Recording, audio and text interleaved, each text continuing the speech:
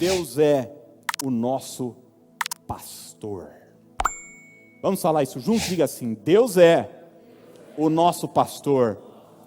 Salmo capítulo 23, eu acho que você não precisa nem abrir, porque você sabe de cor. Só vamos ler a primeira frase.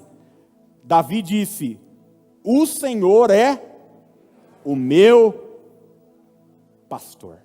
Davi usa essa figura de linguagem, que para ele é bastante comum, porque Davi era um pastor de ovelhas, um homem do campo, desde menino, desde muito jovem, e ele, ao olhar para o seu relacionamento com as suas ovelhas, e para o relacionamento de Deus para com ele chega à seguinte conclusão: Deus é o meu pastor, o Senhor é o meu pastor.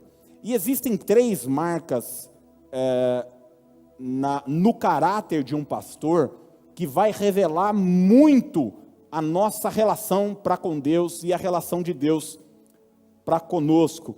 E a primeira delas é a seguinte: o pastor alimenta. Eu vou repetir: o pastor alimenta. Uma das características ou uma das funções de um pastor para com a sua ovelha é a de alimentá-la. Você vai ver no mundo animal, no reino animal, a maioria dos animais, para não dizer todos eles, saem para caçar. E cada um deles se vire nos 30 para caçar. É assim com o leão, é assim com a hiena, é assim com o tubarão, é assim com os urubus, é assim em tudo que é aspecto do mundo animal. Mas a ovelha é estritamente dependente do seu pastor para se alimentar. Olha o que Davi disse no Salmo 23, ainda no verso 2. Ele diz o seguinte: ele me faz repousar. Em que lugar, gente? Em pastos verdejantes. É ele que me leva para o pasto.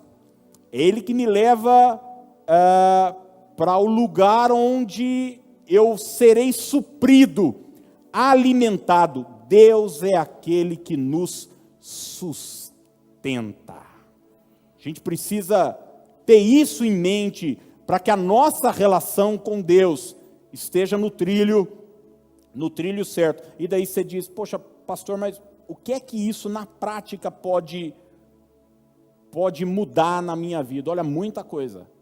Muita coisa. Quando você não só sabe disso, mas você acredita nisso, que o Senhor é o teu pastor, você não se desespera mais, porque algumas áreas da sua vida começam a ser abaladas. Por exemplo, você é um vendedor e você perdeu um grande cliente. Qualquer um no seu lugar ficaria a noite inteira sem dormir. Falando: meu Deus, e agora? Acabou minha vida, como é que eu vou pagar minhas contas e tal? Meu maior sustento foi embora e tal. Mas quando você vive essa verdade, você diz: ele é o meu pastor. Ele me sustenta, ele me alimenta, ele me dá os recursos que eu preciso. A ansiedade não terá lugar na minha vida, porque o meu pastor é o meu provedor. Quando você tem um problema numa torneira na sua casa, e daí a torneira emperra por alguma questão no encanamento e tal, isso não significa que o abastecimento de água na sua casa, no seu condomínio, no lugar onde você mora, está todo comprometido. Isso só significa que você teve problema numa torneira. Você já deve ter tido essa experiência. Você fala: meu Deus, parou, não está saindo água aqui. O que será que aconteceu? Meu Deus, acabou a água do mundo? Acabou a água do bairro? Não. O abastecimento continua. Tem água para todo mundo. Só está com problema em uma torneira. Por que eu estou dizendo isso? Eu estou dizendo isso porque Deus é a nossa fonte. Deus é essa grande represa que supre a nossa necessidade de água. Você entende o que eu estou dizendo ou não? E existe na nossa vida, inúmeras torneiras. Por exemplo, a empresa onde você trabalha, você tem um salário lá. A empresa é a sua fonte? Não. A empresa é uma torneira de abastecimento. A sua fonte é Deus. Então ele vai usar a Hyundai, a Caterpillar, uma empresa qualquer que você trabalhe, o salão de beleza que você tem, ele vai usar inúmeras torneiras para fazer com que esse suprimento que você precisa chegue até você, mas jamais perca de vista isso. A minha fonte é o Senhor. Se der problema numa torneira, não tem problema. A minha represa tem água em abundância.